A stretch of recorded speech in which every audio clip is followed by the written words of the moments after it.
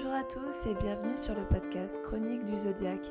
Je suis Laetitia, astrologue, et je te retrouve ici pour parler astrologie, spiritualité et développement personnel.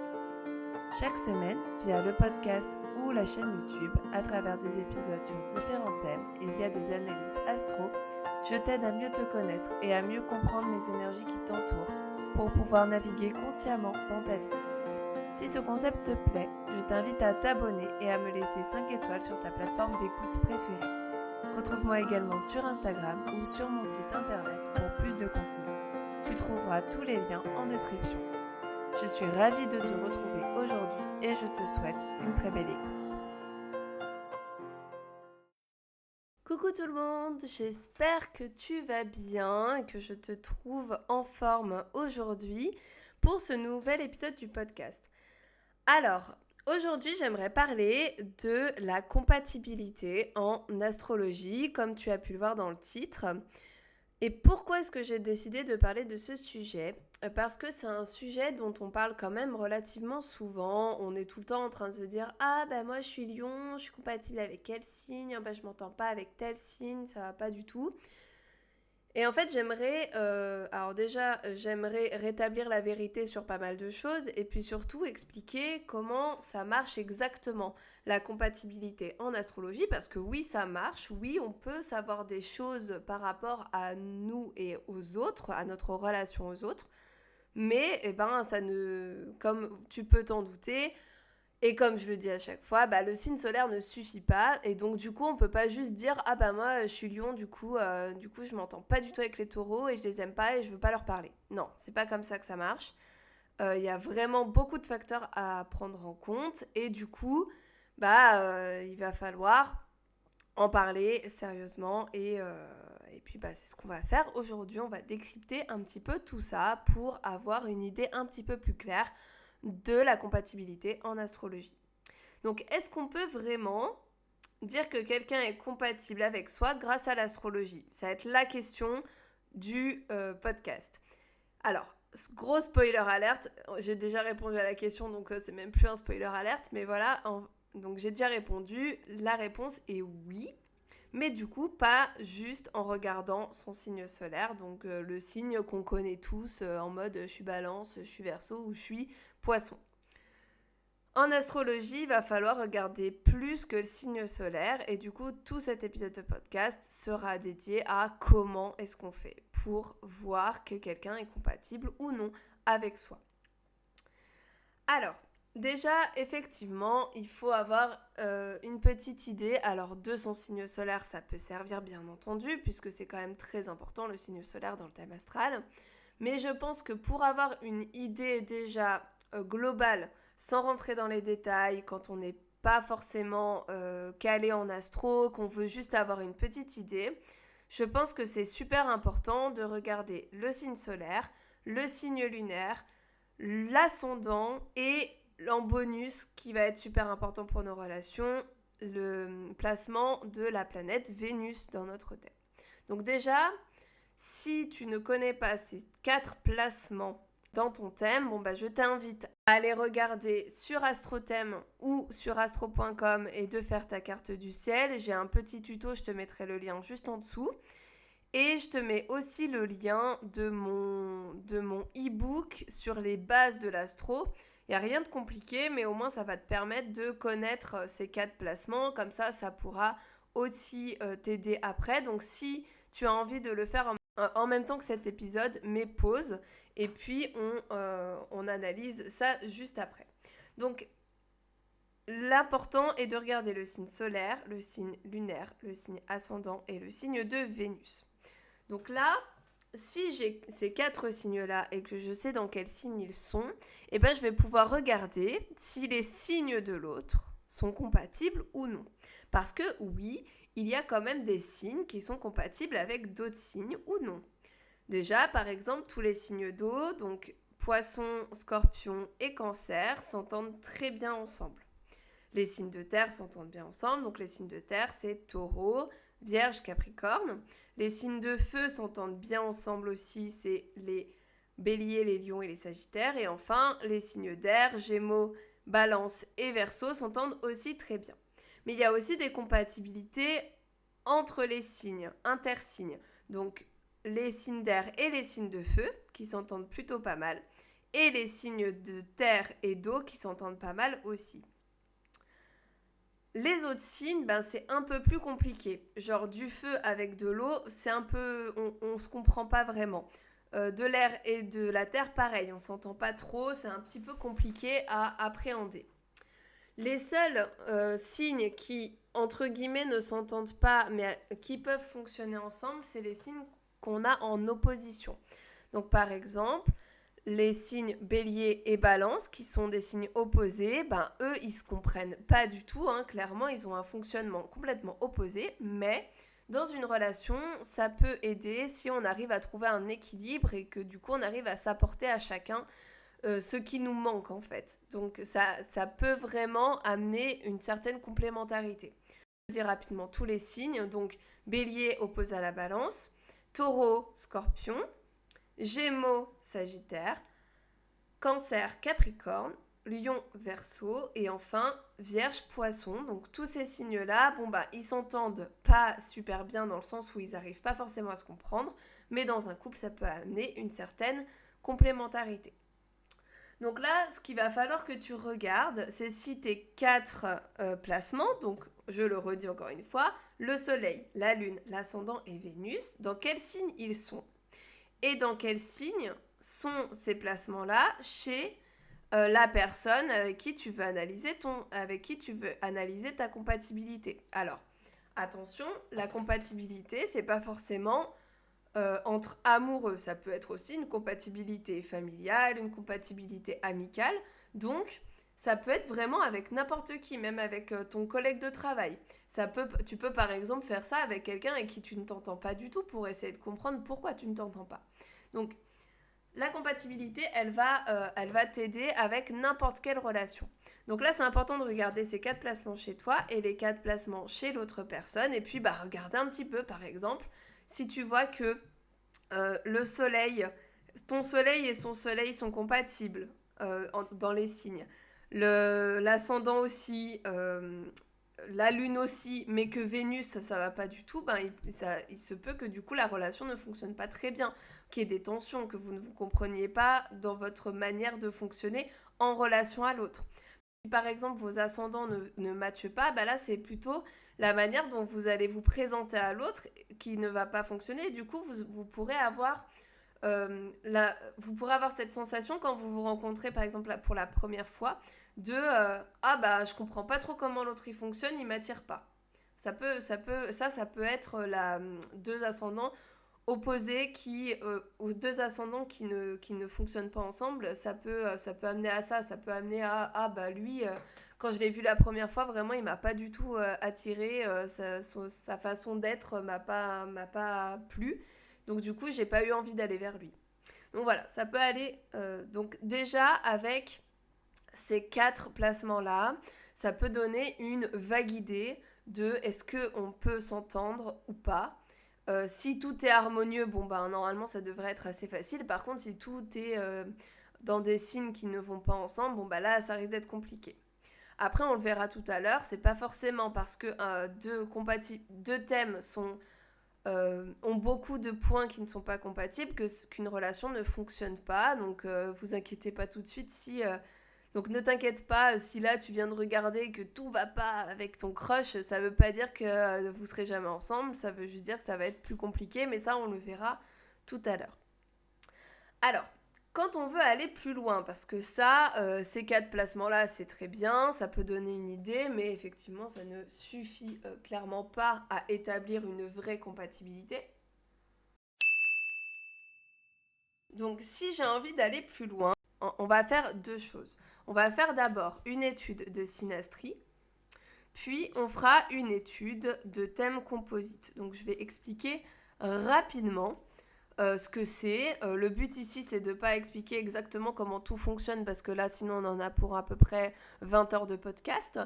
Mais c'est juste pour donner une petite idée de ce que ça donne. Donc, en gros, pour aller plus loin, on va analyser là, d'abord, en premier lieu, ce qui est le plus parlant au départ, ça va être la synastrie, pour voir vraiment la compatibilité entre deux personnes et comment deux personnes fonctionnent ensemble. Donc là, c'est une analyse des deux thèmes astro. Donc on prend les thèmes des deux personnes et en gros, on les met l'un sur l'autre, on les colle l'un sur l'autre et on regarde un petit peu comment ils fonctionnent ensemble. En faisant ça, en superposant les deux thèmes, on va pouvoir analyser comment les planètes de chacun fonctionnent avec les autres. Et du coup, alors attention, des termes un petit peu plus techniques pour ceux qui s'y connaissent déjà, on va analyser les aspects. Alors cette fois-ci, pas entre les planètes d'un même thème, mais du coup entre les planètes des deux thèmes. Donc en gros, pour les débutants, les aspects, c'est les relations des planètes entre elles. Donc il y en a plusieurs. Il y a des aspects qui sont dits un peu plus challengeants, le carré et l'opposition. Et il y a des aspects plus harmonieux, le sextile et le trigone. Et la conjonction, c'est plutôt un aspect qui est neutre. La conjonction, c'est quand les deux planètes sont collées. Là, ça va dépendre un petit peu de comment sont placées les planètes dans le thème. Est-ce qu'elles sont dans une bonne... Est-ce qu'elles sont plutôt en harmonie avec le reste du thème? Et dans ce cas-là, la conjonction sera plutôt harmonieuse. Sinon, ça peut être un petit peu compliqué. Donc, en gros, au lieu... comme dans une lecture de thème classique, dans une lecture de thème astral classique, on va analyser comment les planètes dialoguent chez une même personne. Et là, on va superposer les deux thèmes. Et du coup, on va voir comment les planètes dialoguent, mais les planètes du thème A avec les planètes du thème B. On va pas regarder forcément comment fonctionne le thème A et comment fonctionne le thème B. Alors même si l'astrologue, du coup, il va quand même établir un peu des grandes lignes. Comment lui, il fonctionne et comment lui, il fonctionne, voir si c'est compatible. Déjà, ça, c'est la base. Mais après, du coup, on va analyser chaque planète, comment elle dialogue avec les planètes de l'autre. Et du coup, ça va nous permettre de savoir comment on communique, par exemple en analysant Mercure, comment est-ce qu'on est en relation avec Vénus, comment est-ce qu'on agit avec Mars, etc., etc. Donc toutes ces planètes-là vont nous donner vraiment des clés pour savoir comment on arrive à fonctionner avec l'autre. Est-ce que l'autre correspond à nos besoins aussi? Est-ce qu'il va pouvoir répondre à nos besoins émotionnels? Est-ce que je vais pouvoir communiquer de manière fluide avec l'autre et du coup potentiellement régler des soucis autres? Parce que forcément, c'est quand même très très rare que deux thèmes soient ultra compatibles et qu'il n'y ait aucune zone de tension. Ça, c'est assez rare. Mais le tout, c'est de savoir si les zones de tension vont pouvoir être réglées par quelque chose d'un peu plus facile et fluide. Donc, du coup, c'est ça qu'on va regarder en premier. On va essayer d'analyser deux thèmes l'un à côté de l'autre pour voir s'il y a plutôt des facilités et s'il y a des tensions, voir si on peut les régler ou pas. Encore une fois, pas de panique s'il y a des thèmes avec que des tensions, parce que en fait, c'est un peu comme dans un thème astral classique. Dans un thème astral classique, si j'ai que des aspects facilitants, donc que des bonnes relations entre mes planètes, que des trucs super tranquilles, en fait, je vais pas forcément évoluer. Je vais pas forcément évoluer dans ma vie parce qu'en fait tout sera simple et j'aurai l'impression que c'est normal que ce soit simple et que du coup je vais pas faire d'efforts pour aller régler des choses et pour améliorer ma vie. Je vais rester un peu sur un statu quo. Pour une synastrie, c'est la même chose. Si on a deux thèmes qui fonctionnent de manière très harmonieuse, mais voire un peu trop harmonieuse dans le sens où il y aurait aucune tension entre les deux thèmes, ça pourrait donner une relation où au départ on s'entend ultra bien, on a envie de tout faire ensemble, de faire tout le temps la même chose, peut-être assez fusionnel, mais avec le temps, ça pourrait être une relation un peu où je m'ennuie parce que y a pas de challenge en fait, y a rien, ça va être une relation qui va être peut-être un peu plate et du coup, c'est une relation où s'il se passe quelque chose, alors du coup potentiellement d'extérieur à la relation qui vient un peu ébranler des choses, on va pas avoir forcément les ressources et l'habitude de régler des problèmes ensemble et du coup c'est ça qui risque de poser un petit peu problème. Donc, une synastrie qui serait complètement bénéfique et complètement fluide, bah, c'est pas forcément le meilleur bail. Ça peut être bien d'avoir quelques points de tension aussi pour avoir l'habitude de régler des choses ensemble et puis bah, voir si justement notre relation fonctionne aussi en temps de tension, de conflit. On ne s'arrête pas à la synastrie quand on fait une consultation. Enfin, en tout cas, moi, en consultation, je ne m'arrête pas à la synastrie. Je pense qu'il y a des astrologues qui ne font que l'un ou que l'autre. Mais je trouve que c'est quand même plus intéressant de faire et la synastrie et donc la deuxième partie, le thème composite. Alors, qu'est-ce que c'est que ce truc? Parce que j'imagine que tu as déjà entendu parler de synastrie. Parce que ça, on en entend parler assez souvent quand on parle de compatibilité. Mais le thème composite, peut-être que c'est un truc un peu flou ou alors même un truc dont tu n'as jamais entendu parler. Le thème composite, c'est un nom un peu barbare juste pour parler du thème de la relation. En fait, avec la synastrie, on analyse les deux thèmes des personnes et on voit un petit peu comment les personnes fonctionnent entre elles. Le thème composite, en fait, c'est le mélange des deux thèmes qui donne un autre thème. Donc c'est A plus B égale C et C, c'est donc le thème composite. En gros, on prend les deux thèmes et on va prendre les points on va prendre les planètes et on va chercher le point qui est entre les deux pour pouvoir mettre cette planète-là dans le thème composite. En gros, par exemple, j'ai mon soleil en bélier et mon conjoint a son soleil en gémeaux. Et ben en gros, dans le thème composite, alors je fais ça dans les grandes lignes, hein, bien entendu, il faut que ce soit exact, donc des fois c'est pas exactement ça, mais en gros, ça donnerait un soleil en taureau dans le thème composite parce que du coup, je prends la moitié entre les deux. Je compte combien il y a de degrés entre chaque planète et après, je me mets au milieu. On fait ça pour toutes les planètes des deux thèmes et du coup, ça va nous donner un thème complètement nouveau qui n'a rien à voir avec les deux autres. Et du coup, ce thème-là, ça va être le thème de la relation. Donc c'est l'âme de la relation et ça permet de voir exactement qu'est-ce que la relation nous apporte, où est-ce que la relation va, ça permet de voir si on va avoir une relation plutôt durable et plutôt stable ou alors quelque chose d'un peu plus éphémère ou d'un peu plus chaotique. C'est vraiment comment est-ce qu'elle est notre relation, comment elle se présente. Et du coup, en faisant à la fois l'étude de la synastrie, donc de comment les deux personnes agissent entre elles, et l'analyse du thème de leur relation, donc le thème composite, et ben c'est en faisant ce mix des deux-là qu'on a une compatibilité qui va être beaucoup plus riche, beaucoup plus efficace et beaucoup plus intéressante pour la personne qui vient consulter l'astrologue parce que bah, là, on aura vraiment un tableau complet de comment se passe la relation entre ces deux personnes. Donc je trouve personnellement que le mieux est d'avoir un mix des deux pour avoir une vision plus globale de la compatibilité. D'ailleurs, si tu es intéressé, je fais quand même ma petite pub au passage. Et bien, si tu es intéressé, je propose une consultation compatibilité qui dure environ entre 1 heure et 1 heure et demie et où donc j'analyse et la synastrie et le thème composite pour les deux personnes. Je te mettrai le lien en description du podcast pour que tu puisses réserver un créneau si jamais tu es intéressé. Alors, en résumé, du coup, pour faire une compatibilité en astro, alors si tu veux, donc je résume rapidement un peu tous les points qu'on a vus dans ce podcast. Donc, au départ, si tu veux avoir une vision un peu globale, un peu rapide de ce qui se passe entre toi et quelqu'un d'autre, bah, le mieux c'est de voir les 4 placements que je t'ai dit au début, donc le signe solaire, le signe lunaire, le signe ascendant et le signe de Vénus.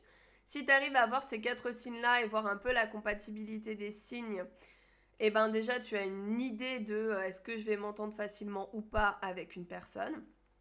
Et ensuite, si tu veux une analyse plus globale, alors soit, bien entendu, tu te formes toi-même en astrologie. Il y a plein de bouquins et de formations là-dessus. D'ailleurs, si jamais tu as envie d'apprendre des trucs et que tu as besoin de recommandations pour les bouquins, n'hésite pas à m'écrire sur Instagram. Je serais ravie de te donner les formations et les bouquins qui m'ont aidé à me former à ça. Mais si jamais t'as pas envie de te former en astrologie, que ça t'intéresse pas, que t'es juste curieux parce que tu vois que ça marche plutôt bien l'astro, mais que t'as pas plus envie d'apprendre que ça, eh ben n'hésite pas à aller voir un astrologue pour avoir une vraie analyse de compatibilité avec quelqu'un. Donc ça peut marcher autant pour les couples qui sont ensemble depuis longtemps que pour un crush que tu aurais avec quelqu'un ou un couple vraiment naissant pour savoir un peu si ça a le potentiel de durer ou non. Mais ça peut être aussi pour analyser des liens entre sa famille, donc avec ses parents, ses enfants, ses amis, sa meilleure amie par exemple, mais aussi les collègues de travail pour par exemple une analyse de compatibilité pour former une équipe dans un travail, ça peut être une super idée parce qu'au moins tu es sûr que chacun s'entend et qu'il n'y aurait pas d'énormes tensions entre tous. Donc ça peut être aussi une super façon de former une équipe avec l'aide de l'astrologie. J'espère que cet épisode t'a plu. N'hésite pas à me contacter si tu as des questions ou si tu as envie de réserver une consultation. Moi, je te retrouve la semaine prochaine pour parler des transits planétaires en astrologie. D'ici là, porte-toi bien et à bientôt. J'espère que tu as trouvé cet épisode intéressant et inspirant. Si c'est le cas, je t'invite à t'abonner pour ne pas rater les prochains épisodes et à me faire un retour en laissant 5 étoiles ou un commentaire. Je te retrouve la semaine prochaine pour une nouvelle chronique du Zodiaque. Prends soin de toi et à bientôt.